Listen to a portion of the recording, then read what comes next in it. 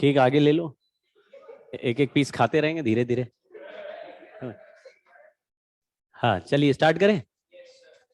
बस ये दो चीजें और सर्किट में बची है हमारे पास, अदर देन एक्स्ट्रा क्लास यहीं रख दो, बाद में खा लेंगे।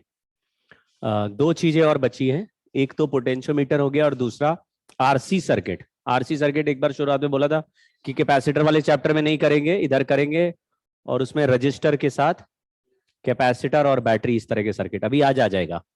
पोटेंशियोमीटर भी बहुत छोटा सा कॉन्सेप्ट है। पोटेंशियोमीटर का काम है, आइडियल वोल्ट मीटर बोलते हैं इसको, इसका काम वोल्ट मीटर की तरह ही है, to find potential difference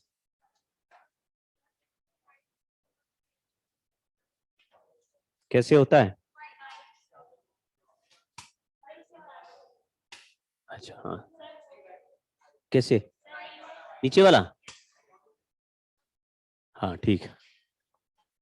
to find potential difference between two points. Voltmeter किस लिए होता था? पोटेंशियल डिफरेंस पता लगाने के लिए। अगर सर्किट के दो पॉइंट दिए हुए, एक पॉइंट वोल्ट मीटर से एक वायर निकलेगा, वहां कनेक्ट करो, दूसरा वायर वहां कनेक्ट करो, मतलब वोल्ट मीटर सर्किट के पैरेलल आ जाएगा। और ऐसे में वोल्ट मीटर का जो रीडिंग है वो पोटेंशियल डिफरेंस बताता है, लेकिन आंसर गलत आता है। क्यों? क्योंकि जो सर्किट है उसमें जो ओरिजिनल करंट होता था, उस करंट का ही थोड़ा हिस्सा निकल के वोल्ट मीटर में जाएगा, तब रीडिंग आएगी। यानी ओरिजिनल करंट सर्किट में वोल्ट मीटर लगाने के बाद चेंज हो जाता है, और चेंज हो जाने से जो आंसर है वो भी चेंज्ड वाला आएगा, पहले वाला नहीं आएगा। थोड़ा आइडिया लगा गया? मान लो किसी सर्किट में करंट 1 एम्पियर था, वोल्ट मीटर लगाया तो 0.1 एम्पियर वोल्ट मीटर के अंदर चला गया, और ओरिजिनल सर्किट के लिए 0.9 एम्पियर बचा। तो अब जो वोल्टेज निकाल रहे हो 0.9 एम्पियर करंट से बना हुआ वोल्टेज है, जबकि पूछा 1 एम्पियर वाला था, तो अभी आंसर थोड़ा सा डिक्रीज करके आएगा। लेकिन पोटेंशियोमीटर को हम आइडियल वोल्टमीटर बोलेंगे, मतलब इससे आया आंसर हमेशा एग्जैक्ट वैल्यू। यदि आपको वोल्टेज पूछा है दो पॉइंट के बीच में पोटेंशियल डिफरेंस, तो आप पोटेंशियोमीटर लगाएंगे तो वही आंसर आएगा जो सचमुच इनके बीच का पोटेंशियल डिफरेंस था। ठीक है, सर्किट को ध्यान देना और इसको ड्रॉ करना। आप अपने नोटबुक में इस फोटो को बनाओ, मतलब इसकी प्रैक्टिस होनी चाहिए फोटो बनाने की। फोटो में क्या है? एक बैटरी है, उसके बाजू में एक रियोस्टैट लगा हुआ है। रियोस्टैट पता है आपको क्या होता है? एक वेरिएबल रेजिस्टेंस होता है जिसका वो सिलेंडर जैसा दिखता है, उसका वैल्यू हम उसके ऊपर एक स्लाइडर जैसा होता है, उसको खिसका के वैल्यू बदल सकते हैं, है ना? और उसी में रजिस्टर कनेक्शन ले रहे थे।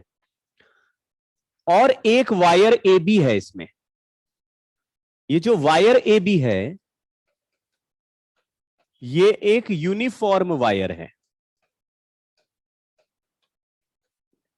ये जो ई वाला बैटरी लिखा है इसको मैं ईपी लिख देता हूं, इसका नाम है प्राइमरी बैटरी। ये प्राइमरी बैटरी इस प्राइमरी सर्किट की है जो पोटेंशियोमीटर सर्किट है। पोटेंशियोमीटर बैटरी भी बोल सकते हैं इसको।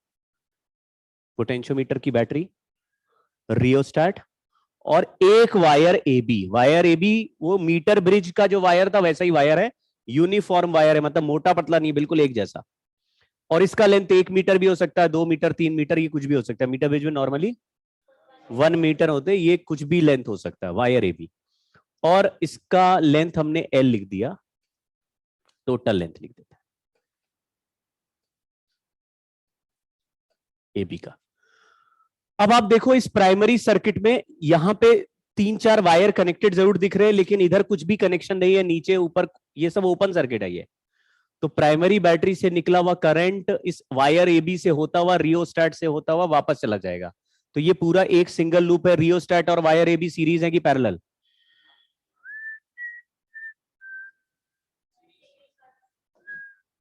ऐसे गया फिर ये गया, एक ही सिंगल लूप है, मतलब करंट सेम होगा कि अलग अलग होगा? सेम करंट हो गया। ये रेजिस्टेंस दोनों सीरीज में है। ऊपर का ब्रांच और ए बी ब्रांच आपस में पैरेलल है, पूरा ब्रांच टू ब्रांच पैरेलल है, लेकिन रेजिस्टेंस वाइज दोनों सीरीज हैं।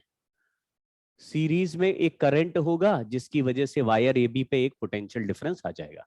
तो हमने बोला कि V A B is total potential difference across wire A B.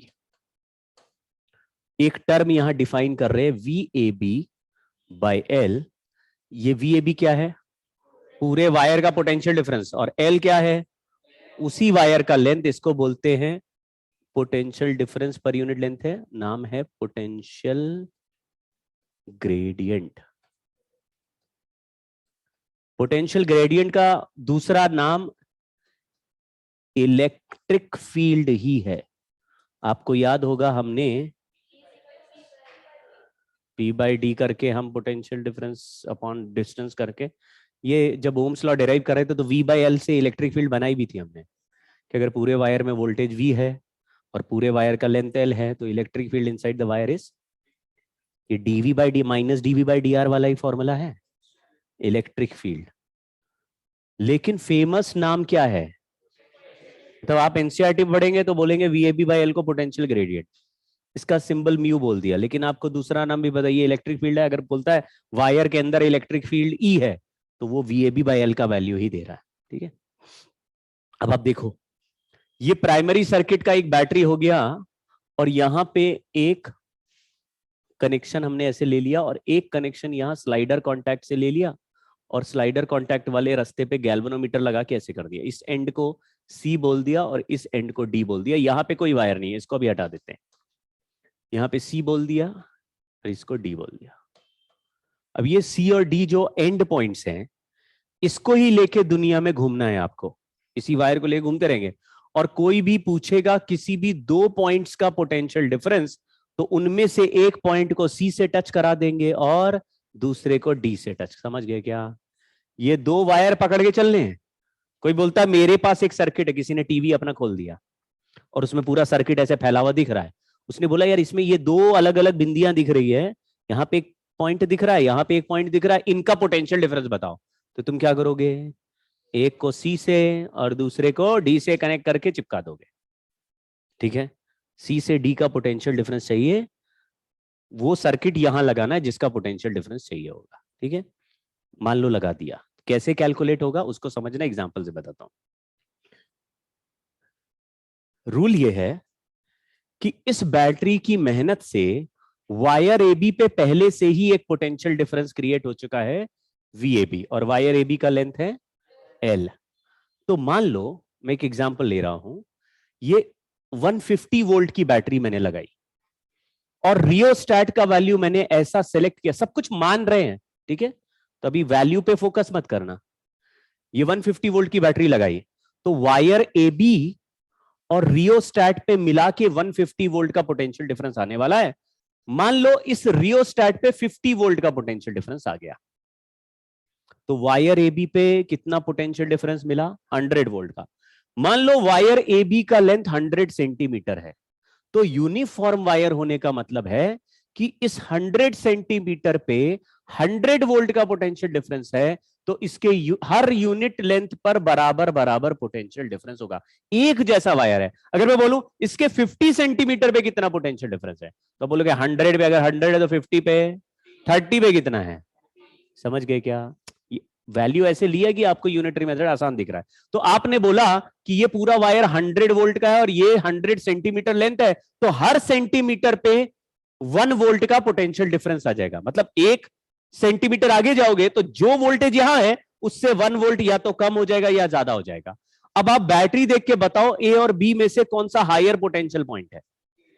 Battery के पॉजिटिव टर्मिनल से ए कनेक्टेड, तो ए हायर पोटेंशियल हो गया, बी लोअर पोटेंशियल हो गया। ये हायर है, ये लोअर है। तो लोअर वाले को मैं मान लो 0 लिख दूं और हायर वाले को मैंने 100 लिख दिया। ये समझ में आया?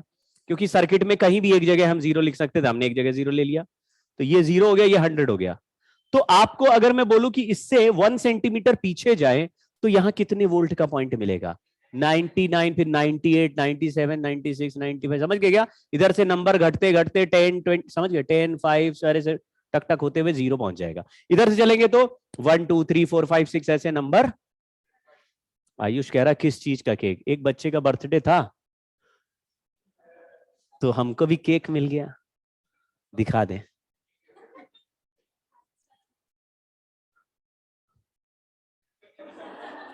कैसा लगा बच्चों? अभी क्लास के बाद खाएंगे हम लोग। हाँ हाँ, सब कुछ मिल जाएगा। छीनना नहीं लेकिन है। एक बार बहुत पोपट हो गया था। हाँ ठीक है। तो ये पूरा 100 वोल्ट का वायर है, पूरा 100 सेंटीमीटर का है, तो हर एक सेंटीमीटर पे कितने का डिफरेंस दिखेगा? 1 वोल्ट का। मान लो हमको एक सर्किट ऐसा दिया है जिसके बीच का पोटेंशियल डिफरेंस मुझे मेजर करना है। अब वो सर्किट रैंडमली है, उसके में कुछ बैटरीज लगी है, कुछ रेजिस्टेंस लगे, कुछ कैपेसिटर लगे, कुछ और भी चीजें लगी हैं, कुछ भी है लगा हुआ है। तो ये सब तुम्हें कुछ पता नहीं है कि क्या क्या चीजें, इसको सॉल्व नहीं कर रहे। इसको आप पोटेंशियोमीटर की मदद से एक पॉइंट को, बैटरी जो सर्किट बना हुआ था उसमें रैंडमली 2 पॉइंट सी और डी, किसी ने बोला इन 2 पॉइंट का पोटेंशियल डिफरेंस बताओ, तो तुम्हारा ये जो वायर है, ए से कनेक्शन जो आया, ए से जो कनेक्शन आया वहां सी लिखा है, उसको एक पॉइंट से कनेक्ट कर दोगे, दूसरे वाले को डी से। ठीक है, ये कनेक्ट कर दिया दूसरे में। ये सर्किट नीचे आ गया। अब एग्जाम्पल के लिए मैं बोल रहा हूं, मान लो इस सर्किट का पोटेंशियल डिफरेंस 40 वोल्ट था। 40 वोल्ट था, मतलब हमें पता है 40 वोल्ट था, तो कैसा दिखेगा? 40 वोल्ट ये पोटेंशियल डिफरेंस है जिसका वैल्यू हमें पता लगाना है। हमें पता लगाना है, हमें मालूम नहीं है, लेकिन ये सचमुच कितना है? 40 वोल्ट है। ठीक। और वहां ऊपर कितना वोल्ट लिखा है? 100 वोल्ट को बिना रेजिस्टेंस के वायर से ऐसे सी से कनेक्ट किया, तो रेजिस्टेंस नहीं होता, तो यहां कोई पोटेंशियल ड्रॉप नहीं ले रहे, तो ये कितना लिख दिया? 100 वोल्ट। नीचे के रास्ते में अगर 40 वोल्ट है और ये हायर ये लोअर है, तो यहां पे 60 वोल्ट हो गया, ये 0.60 वोल्ट का हो गया। हमको पता नहीं है लेकिन हो गया। ठीक है, ये 60 वोल्ट का है। अब ये जो स्लाइडर होता है ना, ये जिसको जॉकी बोलते हैं, इसको आप यहां पे बिल्कुल ए के पास में रख के और फिर वहां से खिसकाते हुए बी की तरफ ले जाओगे। अभी आपको क्या दिख रहा है? ए अगर 100 वोल्ट का है तो यहां पे 99, 98, 97, 96 ऐसे अलग अलग पॉइंट का अलग अलग वोल्टेज है। मान लो इस जॉकी को आपने ऐसे पॉइंट पे कनेक्ट कर रखा है जो 98 वोल्ट का है, और यहां से कनेक्ट होके यहां 60 वोल्ट पे कनेक्टेड है, तो 98 हायर वोल्टेज है और 60 लोअर है, तो क्या ऊपर से नीचे करंट फ्लो होने लगेगा? तो गैल्वेनोमीटर ऐसे नीचे की तरफ डिफ्लेक्ट होने लगेगा। आपको पता चल जाएगा ऊपर हायर पोटेंशियल है और नीचे लोअर है। तो फिर आप इसको ए से अवे खींचना स्टार्ट कर दो, क्योंकि ए से दूर जाने पर वोल्टेज के वैल्यू, तो आप ऐसे खिसकाते जाओगे तो ऊपर के रास्ते में कभी ना कभी 60 वोल्ट का पॉइंट आपको टच जरूर होगा, क्योंकि यहां 100 है और वहां 0 है, तो 100 से 0 आते हुए 60 का नंबर जरूर आएगा। समझ गए? यहां 30 वोल्ट होता तो ये 70 वोल्ट होता, तो भी 100 से 0 आते हुए 70 वोल्ट भी कभी ना कभी टच करते। तो जैसे ही मैंने ये 60 वोल्ट का पॉइंट टच किया, वैसे ही गैल्वेनोमीटर का डिफ्लेक्शन क्या हो जाएगा? तो ऊपर से नीचे और नीचे से ऊपर कोई करंट फ्लो। तो इस सर्किट में जो करंट ओरिजिनल था, उस करंट में अब कोई चेंज नहीं, क्योंकि इसने अपना करंट ऊपर वाले सर्किट के साथ शेयर, मतलब ऐसे नहीं कहना सर ऊपर से नीचे करंट आया, तो अगर ऊपर से नीचे करंट आएगा तो ये सर्किट अपना ओरिजिनल करंट कम कर देगा, क्योंकि ऊपर से ऑलरेडी करंट इसको मिल रहा है। अगर नीचे से ऊपर करंट जाने लगा तो ये सर्किट और करंट ड्रॉ करेगा, क्योंकि इसको ऊपर भी भेजना है। लेकिन हमने रीडिंग कब लेना है? जब गैल्वेनोमीटर का डिफ्लेक्शन, और यही इसकी ताकत है कि ये सर्किट में करंट 0 होने पर ही रीडिंग लेते हैं, यानी कि ये सर्किट में नीचे वाला जो सर्किट है उसमें वही ओरिजिनल करंट फ्लो हुआ होगा जो कनेक्शन से पहले फ्लो होता था, क्योंकि ये सर्किट अब ऊपर वाले सर्किट में ना तो करंट दे रहा है ना वहां से करंट खींच रहा है। समझे क्या? तो ये जैसे ही करंट 0 हुआ, हमने रीडिंग पकड़ ली। किसकी रीडिंग पकड़ ली? ये एल लेंथ की रीडिंग ले ली है। ये एल लेंथ किसकी रीडिंग है? जब गैल्वेनोमीटर का डिफ्लेक्शन, अब यूनिटरी मेथड से बोल रहे हैं, ये लेंथ एल में जितना भी पोटेंशियल डिफरेंस ए और जे के बीच में होगा, ये जे है, ए से जे के बीच में जितना पोटेंशियल डिफरेंस है उतना ही पोटेंशियल सी और डी के बीच में होगा। इसीलिए इस गैल्वेनोमीटर के रास्ते में कोई करंट फ्लो, क्योंकि ये 100 है, ये 100, ये 60 है, तो ये भी 60 है, तभी गैल्वेनोमीटर का डिफ्लेक्शन 0। सेंस बन गया क्या? मतलब जहां पर गैल्वेनोमीटर का डिफ्लेक्शन 0 हुआ, अगर वहां पे तुम इसको स्लाइडर को रोक दो तो ऊपर के लेंथ पे जितना पोटेंशियल डिफरेंस है अगर वो पता चल जाए तो नीचे के सर्किट का वही वोल्टेज लिख देंगे, अपने आप आंसर आ जाएगा। तो अब हमें कितने का वोल्टेज निकालना है? एल लेंथ का। और हमें कितने का वोल्टेज दिया हुआ है? पूरे कैपिटल एल लेंथ का वोल्टेज कितना है? VAB। तो क्या यूनिटरी मेथड से बोल सकते हैं एल का वोल्टेज है VAB, तो यूनिट लेंथ का वोल्टेज है, इसको पोटेंशियल ग्रेडियंट बोल दिया, और एल लेंथ का वोल्टेज हमें पता लगाना है तो हमने उसको लिखा VCD, समझ गए, equal to VAB by L into L. इससे मुझे एक अजीब सा रिलेशन समझ में आ गया जिसको हम याद करेंगे कि VCD जो नीचे का वोल्टेज हमने निकाला तो उसके पैरेलल कितनी लेंथ आई? L। तो VCD अपॉन VCD का length equal to VAB upon VAB का लेंथ। समझ गया क्या? तो पोटेंशियल ग्रेडियंट या इलेक्ट्रिक फील्ड बिल्कुल कांस्टेंट है, तो जितना वोल्टेज हमने मेजर किया जिस लेंथ पे equal to total voltage upon total length. तो इस रिलेशन को याद कर लिया, ठीक है। तो हमको क्या पता लगाना पड़ेगा केवल, तो ये बड़ा एक्सपेरिमेंट जैसे ही तो हो गया। आपको बस स्लाइडर को खिसकाते जाना है और किसको देखते रहना है? गैल्वेनोमीटर को। गैल्वेनोमीटर का डिफ्लेक्शन जैसे ही 0 हुआ वैसे ही स्लाइडर रोक दो और कहां से लेंथ ले लो? उसी एंड ए से जहां से सी कनेक्टेड है। समझे क्या? सी जिस पॉइंट से कनेक्टेड है और डी जिस पॉइंट से कनेक्टेड है उन्हीं दोनों के बीच का डिस्टेंस। अगर सी वाला यहां पे ले लेते तो मतलब ए से कनेक्ट नहीं करके बी से ले लेते तो जे से बी का डिस्टेंस सी से डी का पोटेंशियल डिफरेंस बताने लगता। कुछ सेंस बना क्या? तो फिर इधर से लेंथ लेते, इधर का लेंथ ले रहे, जिधर वोल्टेज है उसी के ऊपर जो बैलेंसिंग लेंथ है उसको चेक कर लेना। पहचानना कैसे है? गैल्वेनोमीटर का डिफ्लेक्शन 0। ऐसे में जो लेंथ होता है, ये जो एल लेंथ होता है, इसका नाम रखा गया है बैलेंसिंग लेंथ। और इसमें गैल्वेनोमीटर का डिफ्लेक्शन 0 होना ही इसकी कंडीशन है। ठीक है, बहुत सिंपल हो गया मामला, ज्यादा डिफिकल्ट नहीं है। ये तो हमने 40 वोल्ट का के हिसाब से लिया, कोई भी वोल्टेज नीचे होगा ऊपर उसका नंबर मिल जाएगा। जहां पे जैसे नंबर मैच करेगा ऊपर का वोल्टेज और नीचे का वोल्टेज बराबर आ जाएगा। का बस लेंथ चाहिए। करेक्ट है क्या? सभी लोग ऑनलाइन वाले भी समझ गए क्या बच्चों? Yes sir. ये देखो, ये अरे वहीं तक आ गया, डिफ्लेक्शन 0 होने तक। ठीक है, पोटेंशियोमीटर का 2 एप्लीकेशन सीख रहे हैं। पहला एप्लीकेशन है पोटेंशियोमीटर का। देखो ये पोटेंशियोमीटर का एप्लीकेशन अभी हमने क्या लिखा था? पोटेंशियोमीटर की किस चीज के लिए यूज होगा? पोटेंशियल। लेकिन 2 एप्लीकेशन ऐसे बनाए हैं जो केवल पोटेंशियोमीटर से ही अचीव हो रहे हैं, वोल्ट मीटर से बिल्कुल अचीव नहीं हो रहा। उसमें पहला है टू फाइंड, ये अपने एनसीईआरटी में ही दिया हुआ है, ईएमएफ ऑफ अ बैटरी। एक बैटरी है, उसका ईएमएफ कैसे निकाले? मुश्किल क्या है, समझ गए?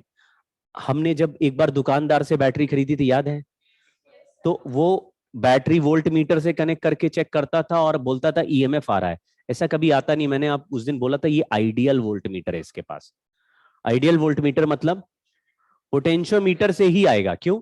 क्योंकि नॉर्मल वोल्ट मीटर हमेशा करंट खाते हैं तभी रीडिंग देते हैं। वोल्ट मीटर लगाओगे तो उसमें करंट जाएगा तब रीडिंग आएगा, और अगर बैटरी से करंट निकल गया तो वो ईएमएफ नहीं बताता, वो E-IR बताने लगता है। कुछ समझे क्या? आपको याद आया?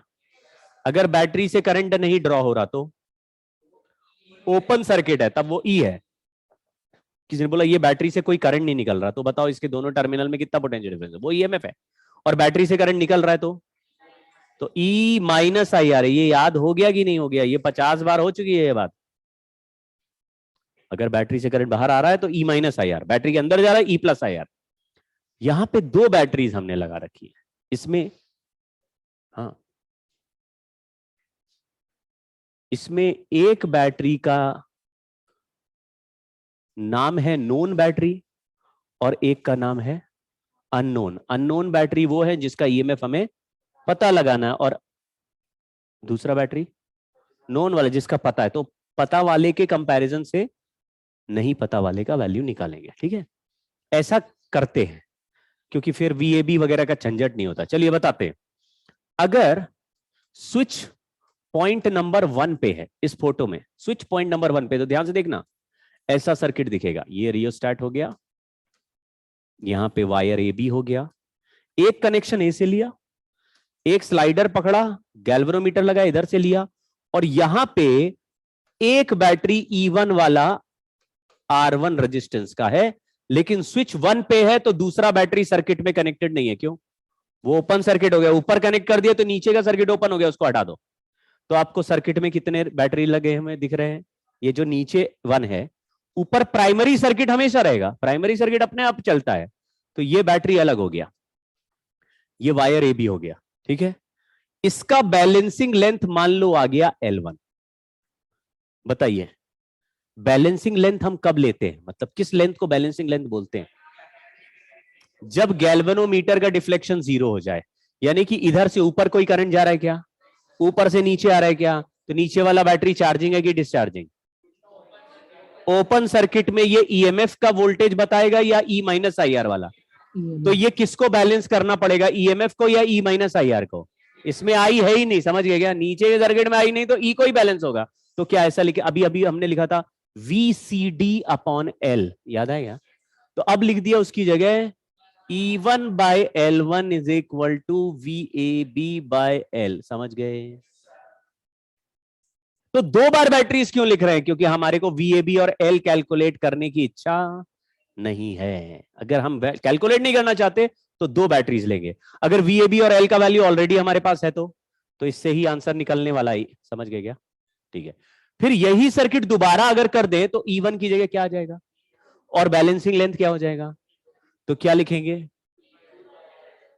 E2 बाई L2 तब आ गया जब स्विच को हमने शिफ्ट कर दिया कितने पे? 2 पे।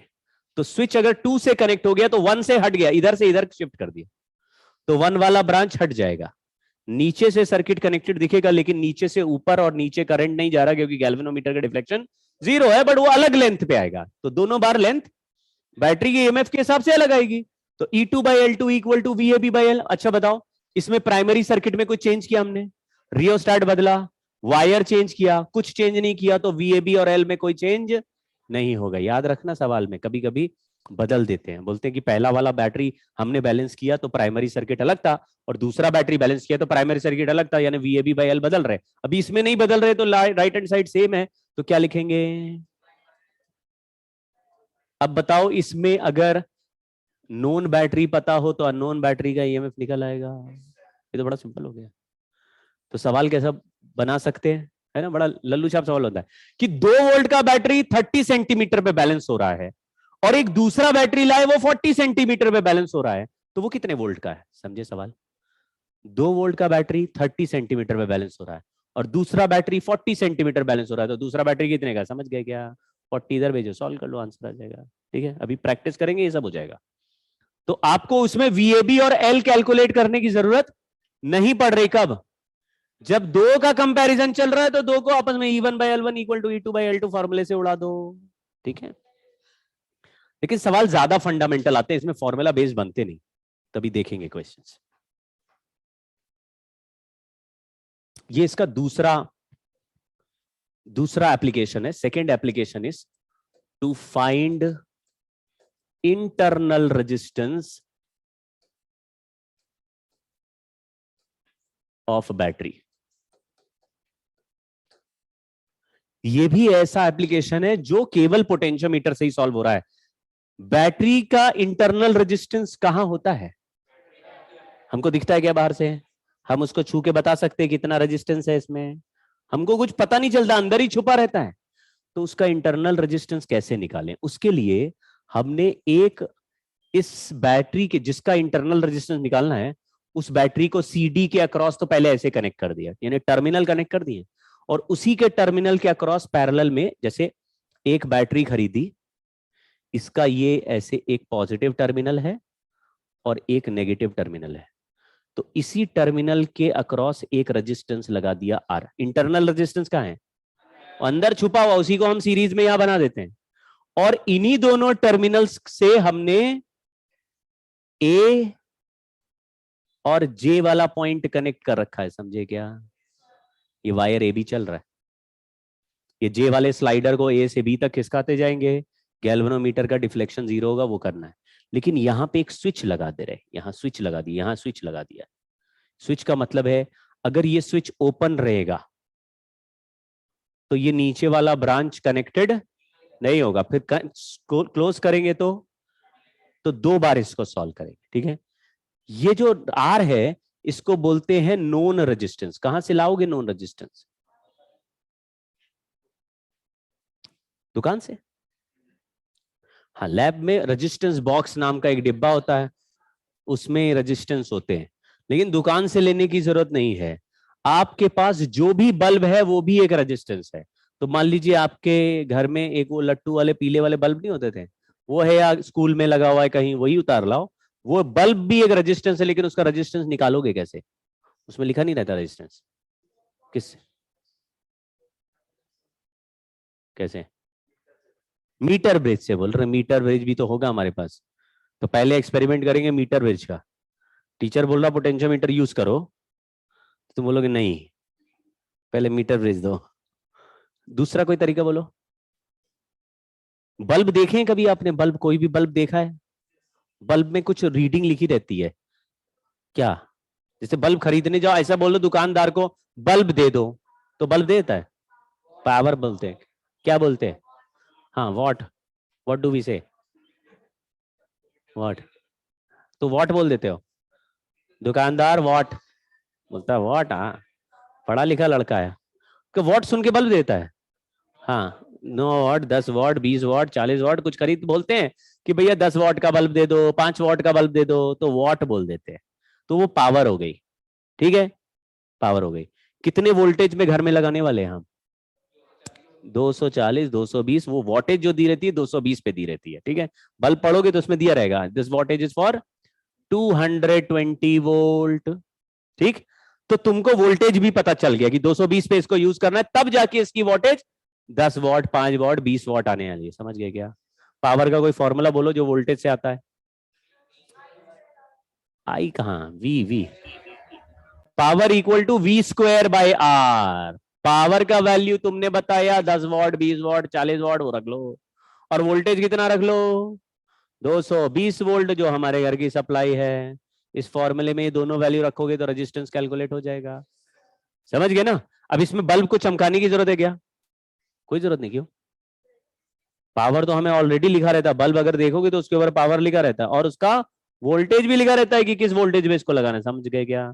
तो पावर और वोल्टेज किसी भी बल्ब या किसी भी इलेक्ट्रिकल अप्लायंस का है तो उसको किसकी तरह ट्रीट करा सकते हो? रेजिस्टेंस की तरह ट्रीट करा सकते हो। तो यहाँ पे ये रेजिस्टेंस नॉन रेजिस्टेंस है, लेकिन हम लोग लैब में रेजिस्टेंस बॉक्स से यूज करते हैं।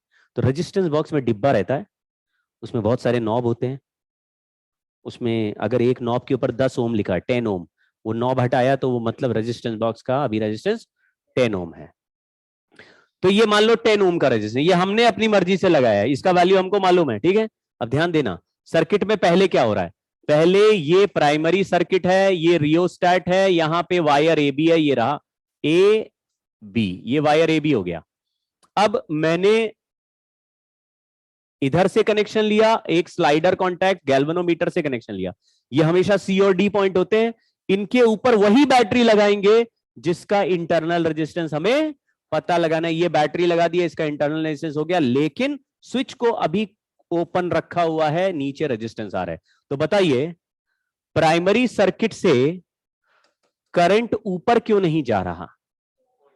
क्योंकि गैल्वेनोमीटर का डिफ्लेक्शन 0, मतलब ये दोनों सर्किट आपस में करंट शेयर नहीं करेंगे। इधर भी नहीं जाएगा, इधर तो ऐसे नहीं कहना सर इधर से नहीं गया, इधर से तो आ सकता है। ना ना ना, ये दोनों आप इधर से आया नहीं तो इधर से जाएगा नहीं, इधर से नहीं आया तो इधर से जाएगा, ठीक है। तो ये दोनों सीरीज ही होते हैं। गैल्वेनोमीटर 0 मतलब इसमें भी 0। अब बताओ, इस बैटरी का जो मान लो ईएमएफ ई है, रेजिस्टेंस स्मॉल आर है कैपिटल, तो इसका करंट नीचे से जाएगा कि नहीं जाएगा? क्यों नहीं जाएगा? स्विच ओपन है। तो इस समय ये बैटरी का बैलेंसिंग लेंथ L1 है, तो वो L1 किसको बैलेंस कर रहा है? ईएमएफ को कर रहा है या ई माइनस आई आर को? ईएमएफ को। तो हम लिख देंगे E by L one equal to V A B by L. ये वाला फॉर्मूला याद होता जा रहा है आपको? V A B by L. फिर दोबारा करते हैं इसको, लेकिन अब की स्विच, तो पहले स्विच ओपन है और बैलेंसिंग लेंथ कितनी आ गई? L1। अब बाद में same circuit, A B wire, एक कनेक्शन ए से लिया, एक स्लाइडर कॉन्टैक्ट ये, और फिर यहां पे एक बैटरी है, एक इंटरनल रेजिस्टेंस है और नीचे का स्विच क्लोज कर दिया। तो क्या आपको अब ऐसा लगने लग रहा होगा कि सर अब नीचे वाले सर्किट में गोल गोल करंट घूमने लगेगा? क्योंकि गैल्वेनोमीटर का डिफ्लेक्शन अभी भी जीरो है, यानी कि इस रास्ते में अभी भी करंट नहीं है, लेकिन नीचे वाला बैटरी क्लोज सर्किट में अपना इंडिपेंडेंटली है। इसी को हम बोलते हैं सेकेंडरी सर्किट। ऊपर वाला सर्किट क्या हो गया? ये आपस में करंट शेयर, तो ऊपर का करंट ऊपर गोल घूमता, नीचे का करंट नीचे गोल घूमता। पहले क्यों नहीं घूम रहा था?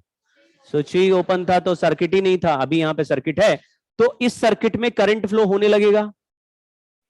क्या ये सर्किट का करंट इधर से होके नीचे से ही जाएगा? इसका मतलब ये दोनों रेजिस्टेंस सीरीज हो गए, जो करंट निकला वही तो होके जाएगा, सीरीज हो गया। तो सीरीज हो गया तो total resistance R plus R हो गया। तो जो वोल्टेज यहां पे है वो ई माइनस आई आर बोल सकते हैं उसको। याद आ गया क्या?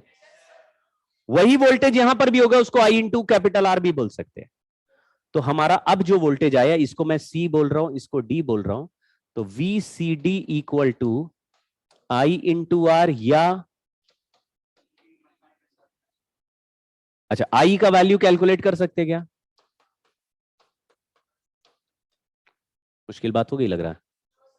ये बैटरी ई की है, स्मॉल आर और कैपिटल आर दो रेजिस्टेंस हैं, तो E upon R plus R series है, E by R plus R. उसको या तो यहां रख दो या फिर यहां रख दो, तो वीसीडी का आंसर क्या आ जाएगा? आप इधर भी रख के चेक कर लेना, सेम आंसर ही आता है, इसको रख के सॉल्व करना। तो अब बैलेंसिंग लेंथ स्विच क्लोज करने के बाद क्या दिखेगी? L2 हो गई, तो क्या लिखेंगे? VCD बाय इक्वल टू, ठीक है क्या? चलिए,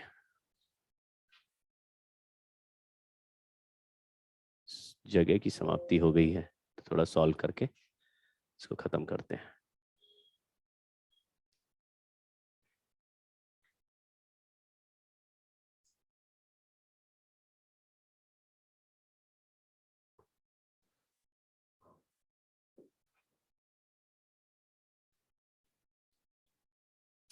यहां पे लिख रहे हैं E by L1 equal to V A B by L, और दूसरा आ रहा था E R by R plus R by L2 equal to same V A B by L.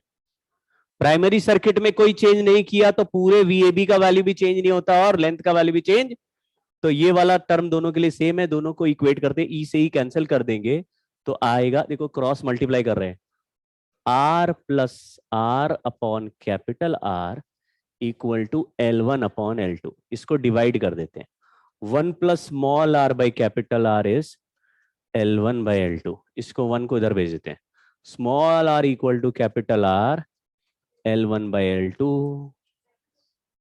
1 को उधर भेजो, -1 हो गया। L1 कौन सा वाला बैलेंसिंग लेंथ है? जब स्विच ओपन था, स्विच ओपन था तो किसको बैलेंस करना था? ई को बैलेंस करना था, और बाद में स्विच क्लोज कर दिया तो फिर नीचे में सर्किट में करंट होने लगा, तो फिर किसको बैलेंस करना पड़ गया? ई माइनस आई आर को बैलेंस करना पड़ गया। तो कौन सा लेंथ बड़ा है, L1 या L2? L1 बड़ा है। कैसे? तो पहले ईएमएफ को बैलेंस करा, बाद में ई माइनस आई आर को बैलेंस करा, तो कम बैलेंस होगा ना भाई। तो कम बैलेंस मतलब कम लेंथ चाहिए। L1 बड़ा है, देखो अपने आप इसमें दिखेगा भी L1 बाई L2 -1, तभी ये प्लस आएगा।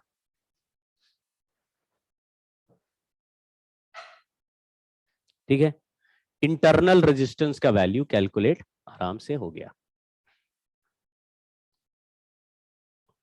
अब सर्किट एक एक करके सॉल्व करते हैं। Length of potentiometer wire is L. Cell of EMF E is balanced at length L by 3 from positive end of the wire if length of the wire is increased by L by 2. Potentiometer wire का length L है और जो battery है E की उसको balance किया है कितने लेंथ में, तो E1 की जगह क्या लिख देंगे E और लेंथ की जगह क्या लिख देंगे L by 3 equal to total voltage हमें पता नहीं उसको लिख दिया VAB अपॉन टोटल लेंथ कितना दिया है L. ये पहला हो गया.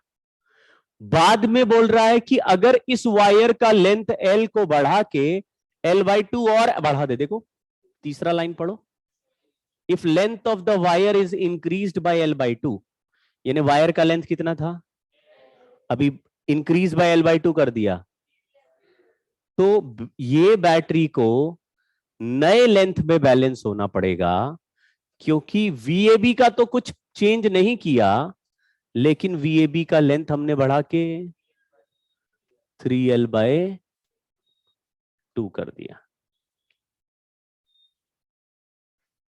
डिवाइड करके कुछ आंसर बना पाएंगे?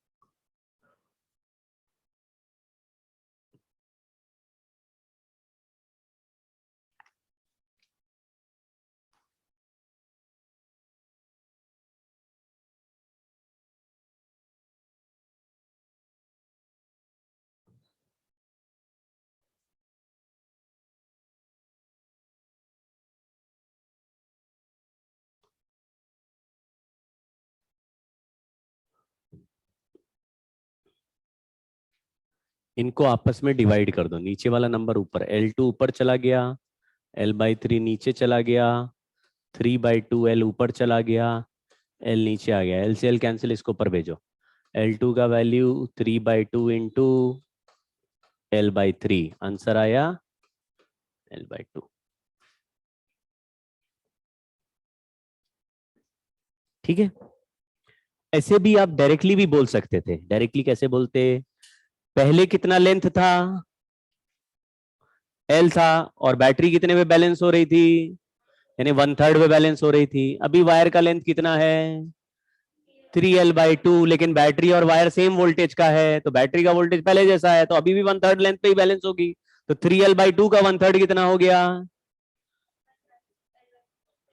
3L by 2 लेंथ है तो भी 1/3 पे बैलेंस करना है, कितना हो गया 1/3 ऑफ 3L by 2. समझ गए क्या, वोल्टेज सेम लेकिन लेके चल रहे हैं. चलिए, ये तो ऐसे ही झंडू सवाल है. प्राइमरी सर्किट लेकिन बना लेना, लिखा हुआ है in a potentiometer wire, sorry, a potentiometer wire of length 10 meter and resistance 10 ohm. It is connected to a battery of EMF 11 volt, internal resistance 1 ohm. Primary circuit बनाओ. प्राइमरी बैटरी है 11 volt का और rheostat नहीं लगा है, उसका internal resistance है. तो primary circuit, battery, internal resistance और वायर AB, ये तीनों किसमें होते हैं, सीरीज में. इसका वैल्यू 1 है, वायर का रेजिस्टेंस 10 ओम है और बैटरी 11 वोल्ट की है. क्या करंट निकाल पाओगे,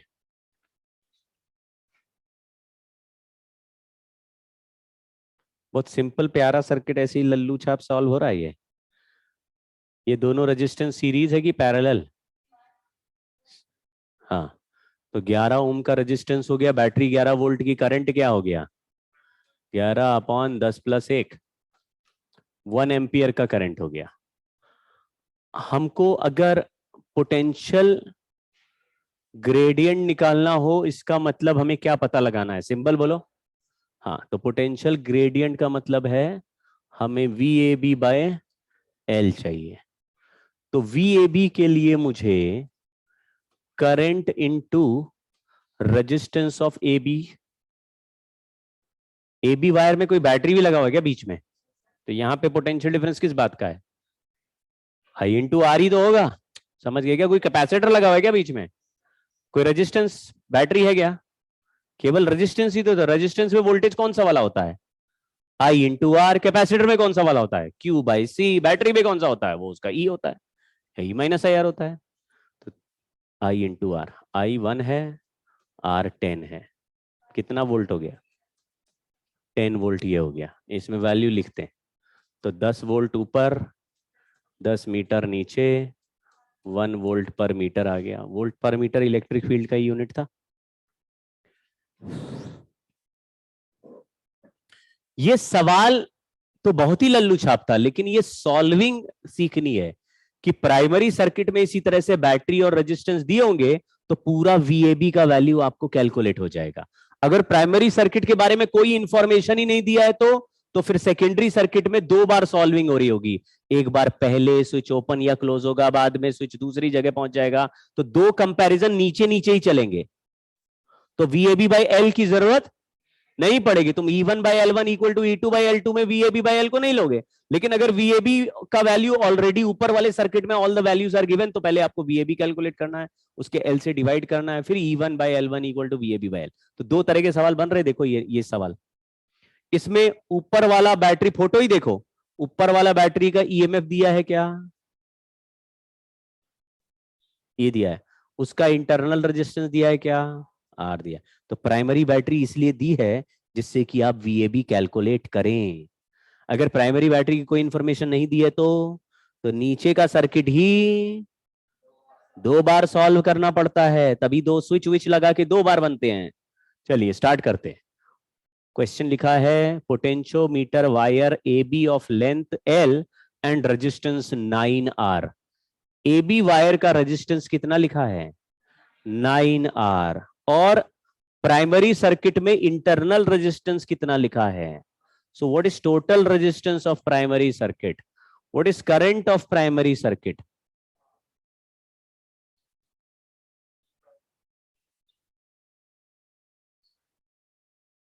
E by 10R। इसमें क्या डाउट हो रहा है? हाँ जी, कंफ्यूज काहे हो रहे हो? क्या किसमें?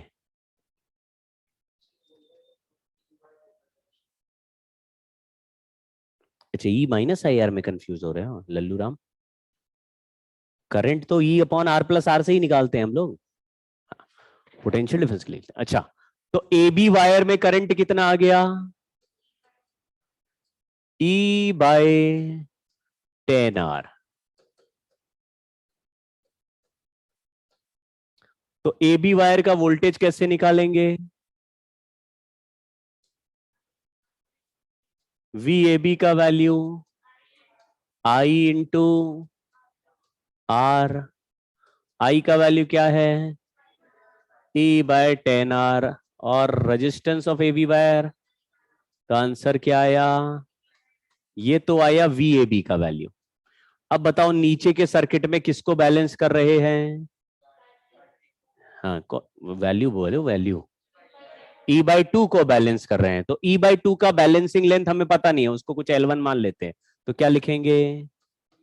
E/2 upon equal to VAB by total length L। समझ गए? करो सॉल्व, देखो क्या आया। हर बार यही चलेगा, कुछ रटने की जरूरत नहीं पड़ रही भाई।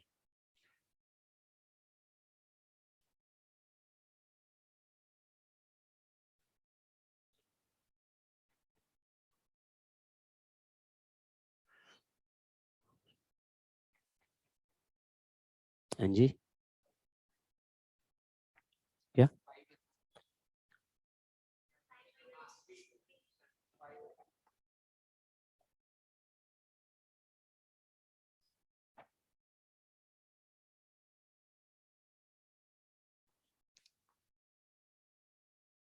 फाइव एल बाई 9 आ गया है। बोलिए, मुश्किल सवाल है। ठीक है, थोड़ा प्रैक्टिस करनी पड़ती है, ये सवालों से जनता डरेगी, आप लोग जहां जनता डरेगी वहीं पे स्ट्रांग हो गए, बस फिर टेंशन नहीं।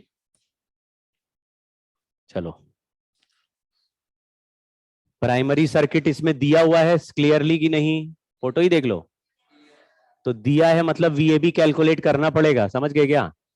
बताओ ऊपर वाले सर्किट में व्हाट इज टोटल रेजिस्टेंस, और बैटरी कितने वोल्ट की है, करंट कितना हो गया। अगर ए बी वाले वायर में 1 एम्पियर करंट जाएगा तो ए बी वायर का वोल्टेज कितना होगा, 4.5। देख रहे हैं, समझ रहे हैं, मनी मन में ही सॉल्व हो जाता है इतना। तो पूरा ए बी वायर का लेंथ कितना दिया है, फोटो ऊपर ऊपर लिखा है।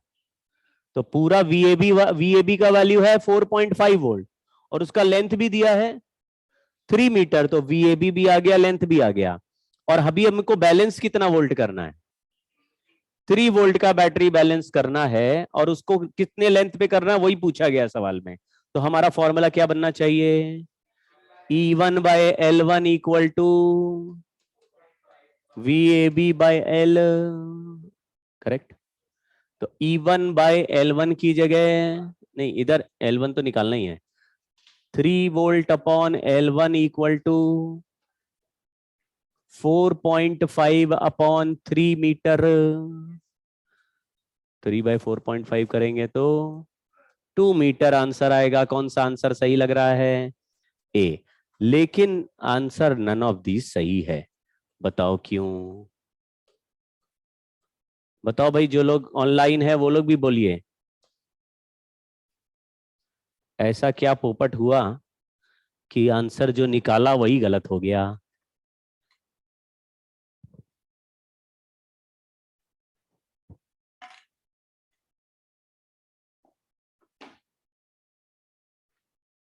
हाँ वही जो ए से ले रहे हैं वही सी हो गया, और जो उधर से ले रहे हैं सी से ले रहे हैं उसका नीचे डी हो गया। पता है ऐसे नहीं करे सर, ऊपर तो आप पहले पहले रेक्टेंगल जैसा बनाते थे, अब ये राउंड हो गया, वायर कंफ्यूज हो जाएगा क्या कि रेक्टेंगल, समझ गए क्या? ऐसा होता है क्या कि वायर ऐसे जा रहा है तो अलग हो गया, और वायर थोड़ा राउंड से घुमा के ले लिया तो अलग हो गया। हाँ, ये ऑब्जर्वेशन थोड़ा नोट करो। 3 वोल्ट का बैटरी पहले लगे किसी भी बैटरी से उल्टा लगा हुआ है, दिख रहा है क्या आपको, दिख रहा है क्या? चलो पिछला एग्जाम्पल देखो, इसमें बैटरी के टर्मिनल्स देख रहे हो एक ही तरफ मुंह करके है कि नहीं है, और पीछे देखिए, इसमें देखो बैटरी का जो मुंह है और प्राइमरी बैटरी का मुंह है वो एक ही साइड है कि नहीं है, इसमें देखो। हर बार ये इंश्योर करा है कि बैटरी के टर्मिनल्स बिल्कुल वैसे कनेक्टेड दिख रहे हैं जैसा ऊपर वाला प्राइमरी बैटरी लगा हुआ है। इसका क्या लॉजिक है, ऐसा ही रखना क्यों चाहिए, उसको हम मैथमेटिकली कर सकते हैं और लॉजिकली भी। रूल ये है कि जब हम बैटरी को ऐसे कनेक्ट करते, मैंने आपसे पूछा था तो ए और बी में कौन हायर पोटेंशियल, तो आपने बोला था प्राइमरी सर्किट के हिसाब से ए हायर पोटेंशियल है, करेक्ट। अब जब बैटरी इस तरह का लगाएंगे तो मान लो ये 4.5 वोल्ट का टोटल वायर है, मतलब यहां 0 लिख दिया और यहां 4.5 लिख दिया, क्योंकि हम कहीं भी सर्किट में एक जगह 0 लिख सकते हैं, 0 लिखा 4.5 हो गया। 4.5 से यहां आओगे तो ये वाला रास्ता 4.5 का ही रहेगा बैटरी के नेगेटिव टर्मिनल तक। नेगेटिव से पॉजिटिव में जंप करोगे तो इंक्रीज हो जाएगा, और ये वाला पॉइंट हो जाएगा 7.5 वोल्ट का।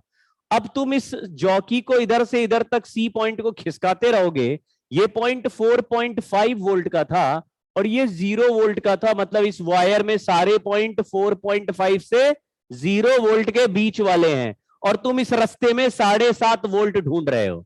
समझ गए क्या? क्योंकि तुमने बैटरी उल्टा लगाया तो उसके आगे वाला कनेक्शन 4.5 से हायर वोल्ट का हो गया, और वायर में 4.5 से लोअर वैल्यूज है, तो इसमें 7.5 मिलेगा क्या? तो कभी भी गैल्वेनोमीटर का डिफ्लेक्शन 0 होगा क्या? तो नल पॉइंट ही नहीं मिलेगा, समझ गए क्या? तो क्वेश्चन पूछा था क्या कि कहां पर गैल्वेनोमीटर का डिफ्लेक्शन 0 हो जाए, नो डिफ्लेक्शन इन गैल्वेनोमीटर। क्या आंसर है? Not possible. None of these दे दिया क्योंकि ये 3 ऑप्शन हटाने हैं, लेकिन असली आंसर क्या है? No deflection is not possible, हर पॉइंट पर डिफ्लेक्शन होगा ही। समझ गए? और उल्टा ऐसे बैटरी वापस रिवर्स कर दे, यानी सेम ओरिएंटेशन कर दे, तो तो ये 4.5 का है और उससे 3 वोल्ट नीचे जाओगे तो 1.5 का हो जाएगा। तो ये 4.5 है, तो यहाँ 4, फिर समझ गए ना, 3, फिर 2, फिर 1.5 का पॉइंट कहीं मिलेगा। तो ये 3 मीटर के वायर का 4.5 है, यानी हर एक मीटर पे 1.5 वोल्ट होगा। कुछ समझे? 3 मीटर पे 4.5 वोल्ट है, तो 1 मीटर पे 1.5 वोल्ट होगा। तो यहाँ पे 1.4, ये 3 वोल्ट का पॉइंट हो गया, यहाँ कहीं 1.5 वोल्ट का पॉइंट हो गया, ये 0 का हो गया। कुछ समझे गया? 1 मीटर 1 मीटर 1 मीटर ऐसे, तो 1.5 से टच करोगे तो इधर से 1 मीटर 1 मीटर कितना मीटर मिलेगा? 2 मीटर में मिल जाएगा बैलेंस पॉइंट। आइडिया लग गया? अभी क्यों नहीं मिलने वाला? उल्टा बैटरी लगा है, तो उल्टा बैटरी से क्या, हायर पोटेंशियल पॉइंट मेरे को सर्च करने हैं in a wire which has only lower potential point then particular. तो यहाँ पे 2 पॉइंट मैं लिख रहा हूं कि अगर किसी भी वायर का तुम एक्सपेरिमेंट कर रहे हो पोटेंशियोमीटर वाला, और तुमको यहां से यहां तक स्लाइडर को खिसकाना है और गैल्वेनोमीटर को देखना है, लेकिन सवाल बोल रहा है गैल्वेनोमीटर में 0 डिफ्लेक्शन आ ही नहीं रहा, तो इसका क्या कारण हो सकता है? तो देयर कैन बी 2 रीजंस कि नल पॉइंट नहीं फाउंड ऑन द वायर है। पहला रीजन है कि इफ VCD और E सेकेंडरी, आपको समझ में आ गया क्या?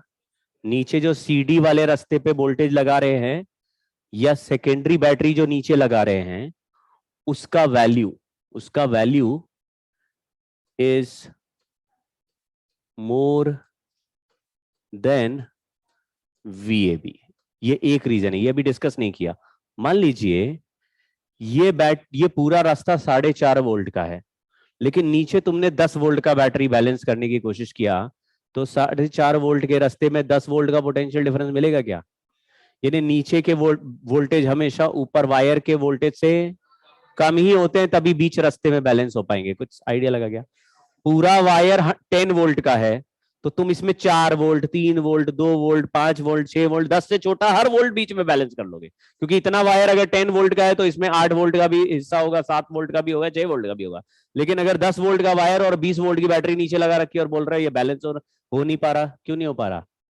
तो प्राइमरी सर्किट वाले बैटरीज हमेशा बड़े वोल्टेज के होते हैं as compare to the battery which is balanced on wire. ये भी समझ गए? तो ये लिखा हुआ पहला पॉइंट कि CD वाला वोल्टेज जो हम नीचे बैलेंस कर रहे हैं, या सेकेंडरी बैटरी जो हम सेकेंडरी सर्किट में लगा रहे हैं, उनके वोल्टेज अगर मोर देन VAB हैं तो नल पॉइंट पाया नहीं जा सकता। समझ गए? और दूसरा है कि VC is less than VD। आपको VC और VD समझ में आया? यहाँ पे A है, यहाँ बैटरी रियोस्टेट जो भी लगा हुआ है, ये पॉइंट C है, और ये पॉइंट D है, यहां लिख दिया।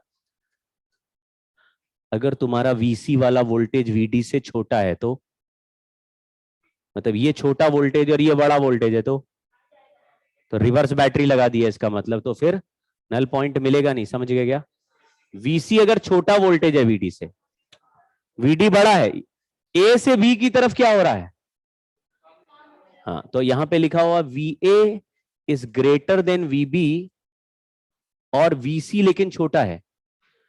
A बड़ा है तो VC भी बड़ा होगा B से। समझ गए ना ऐसे? तो अगर उल्टा बोले, जैसे कनेक्शन B से ले लेते, तो J से B तक वोल्टेज डिक्रीज ही कर रहा है, तो D और C में D हायर हो जाएगा, C लोअर हो जाएगा। कुछ समझे क्या मैंने? मान लो यहां से कनेक्शन ले लूं और यहां पे C लिख दो, तो आप बोलेंगे इधर से इधर तक वोल्टेज डिक्रीज हो रहा है, यानी J और B में कौन सा हायर है? J हायर है, तो J से कनेक्टेड वाला हायर होगा और B से कनेक्टेड वाला लोअर होगा। समझे क्या? तो अभी D और C में कौन हायर है? D हायर ये होगा, तो नल पॉइंट मिलेगा, और नहीं है तो फिर नहीं मिलेगा। तो उल्टा हो गया है ना? तो यहां पे लिखा हुआ है A is greater than B but VC is less than VD। तो हमने बोला if secondary battery is connected with reverse polarity या रिवर्स ओरिएंटेशन, उससे भी आइडिया लग जाता है कि ऊपर वाला बैटरी इधर मुंह करके खड़ा, नीचे वाला बैटरी उल्टा हो गया, मतलब उधर का हायर बना रहा है। तो देख के फोटो पता चल जाएगा, थोड़ा केयरफुली देख लेना। मतलब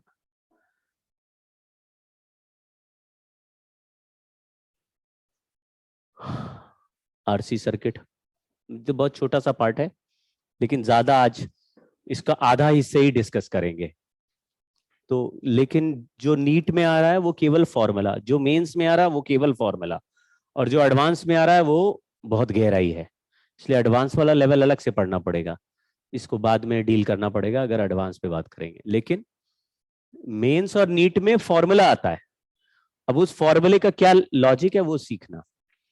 ये स्विच ओपन है और कैपेसिटर पूरा खाली है।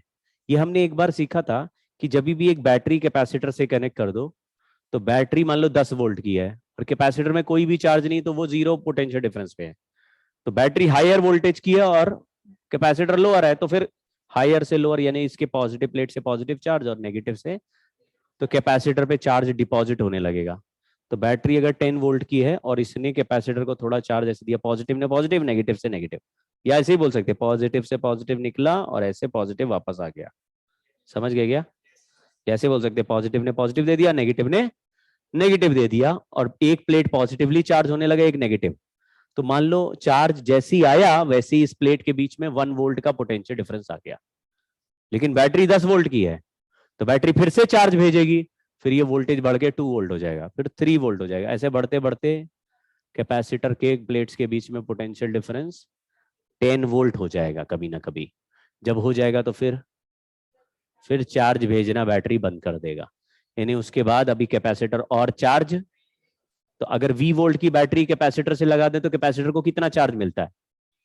CV बोलते हैं, याद आ गया? CV। कैपेसिटर V वोल्ट के बैटरी से कनेक्ट करेंगे तो positive plate plus CV, negative plate minus CV हो जाएगा, और V वोल्टेज ही कैपेसिटर का वोल्टेज दिखेगा। Q/C से निकालोगे तो CV/C करोगे तो V आंसर आ जाएगा। तो यहां पे बैटरी का वोल्टेज नहीं देके क्या दिया है? EMF दिया है, एक रास्ते में रेजिस्टेंस भी लगा है। अब ये रेजिस्टेंस इसी सर्किट के चार्जिंग को डिले कर देगा। डिले का मतलब है रेजिस्टेंस जिस सर्किट में होता है वो करंट को आसानी से फ्लो, तो बैटरी तो चाहता है कि कैपेसिटर को तुरंत चार्ज मिल जाए, लेकिन जैसे ही बैटरी चार्ज भेजेगा रेजिस्टेंस क्या करेगा?